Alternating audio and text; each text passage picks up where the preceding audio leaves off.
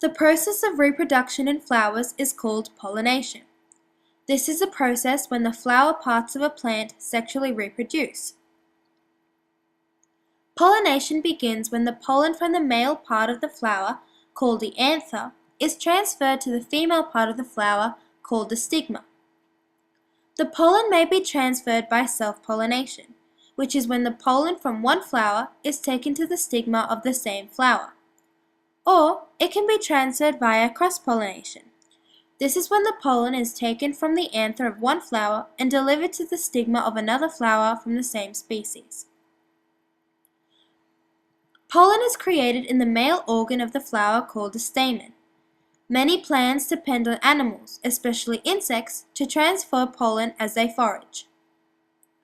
Plants attract these animals by using different scents and visual hints.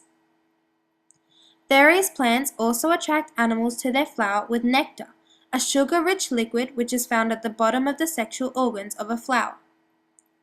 When these animals visit the flower in search of nectar, they collect the pollen from the anthers on their body.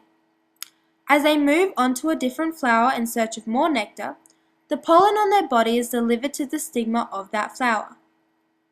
The pollen then enters the stigma, which leads onto the ovary, resulting in the fertilization of the eggs, called the ovules. This process creates seeds, which later becomes the fruit that we eat.